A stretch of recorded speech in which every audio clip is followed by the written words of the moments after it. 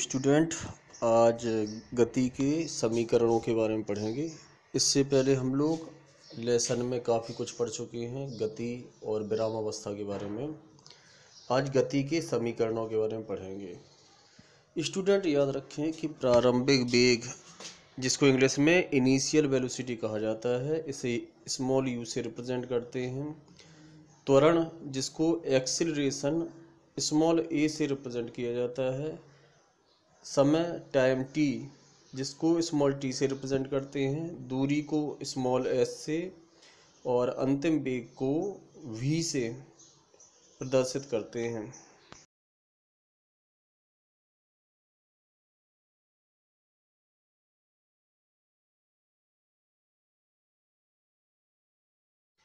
इसी आधार पर गति के 3 समीकरण बने हैं, जिसमें से पहला समीकरण v बराबर होता है u प्लस ए टी, तथा गति का द्वितीय समीकरण s बराबर U T plus half A T square होता है, तथा गति का तीसरा समीकरण b स्क्वायर बराबर यू स्क्वायर प्लस 2as। जैसा कि हमने आपको पहले ही बता दिया है, नीचे फिर दोबारा दिया गया है कि u क्या है, b क्या है, a क्या है, s क्या है और t क्या है। इनको आप पढ़ लेंगे। अब गति के प्रथम समीकरण का निगमन करते हैं। तो प्रथम समीकरण में हम लोग जानते हैं कि त्वरण, जिसे हम स्मॉल ए कहते हैं, यह वेग परिवर्तन की दर के बराबर होता है। और वेग परिवर्तन कैसे निकालते हैं? अंतिम वेग माइनस प्रारंभिक वेग। इस प्रकार से ए बराबर हो जाएगा V minus U upon T. इसके बाद तिर्यक गुणा कर देंगे और तिर्यक गुणा करने के बाद समीकरण b बराबर u प्लस ए टी प्राप्त हो जाएगा, जो कि गति का प्रथम समीकरण होता है। स्टूडेंट, अब आते हैं गति के द्वितीय समीकरण की तरफ। तो गति का द्वितीय समीकरण s बराबर U T plus half A T square इस प्रकार प्राप्त होगा।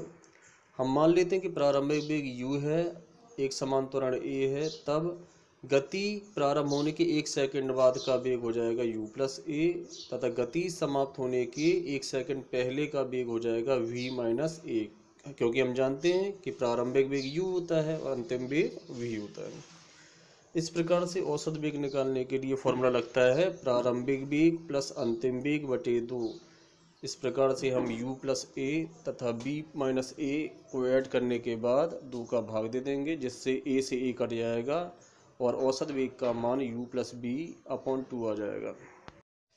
स्टूडेंट, औसत वेग हमेशा एक समान रहेगा, चाहे हम गति प्रारंभ होने के 2 सेकंड बाद का वेग निकाल लें और गति समाप्त होने के 2 सेकंड पहले का वेग निकाल कर औसत वेग निकालेंगे, फिर भी u प्लस बी अपॉन 2 ही आएगा। इस प्रकार से एक फॉर्मूला होता है दूरी बराबर औसत वेग गुणा समय। इसमें औसत वेग का मान रखेंगे, समय t रख देंगे। इसके बाद इस प्रकार फॉर्मूला बनेगा s बराबर u प्लस वी बटे 2 गुणा टी।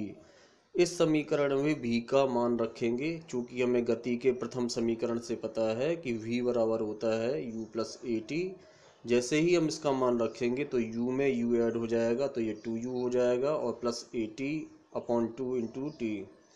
इसको सॉल्व करेंगे तो आ जाएगा s बराबर U T plus half A T square. यही गति का द्वितीय समीकरण होगा, नोट कर लेंगे आप लोग।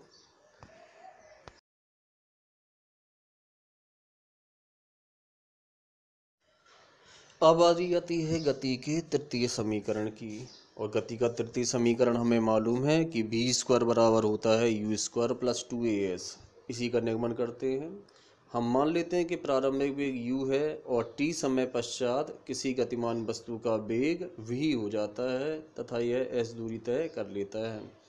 हमें गति के प्रथम समीकरण से पता है कि v बराबर होता है u प्लस ए टी। इसी समीकरण में दोनों पक्षों में वर्ग करने पर, चूँकि हमें पता है a प्लस बी का होल स्क्वायर बराबर होता है A square plus B square plus 2ab। इसी फॉर्मूले को फॉलो करेंगे, नीचे सॉल्व करेंगे। पहले पक्ष में कुछ भी परिवर्तन नहीं, अंतिम 2 टर्म में हमने 2a कॉमन ले लिया, तो यहाँ पर आएगा U T plus half A T square. और हमें मालूम है गति के द्वितीय समीकरण के अनुसार U T plus half A T square S के बराबर होता है, तो हम U T plus half A T square के स्थान पर एस रख सकते हैं। जब हम U T plus half A T square के स्थान पर एस रखेंगे तो उस स्थिति में वी स्क्वायर बराबर यू स्क्वायर प्लस 2as आ जाएगा, जो कि गति का तृतीय समीकरण होता है। और ये गति के तृतीय समीकरण का निगमन हो जाएगा।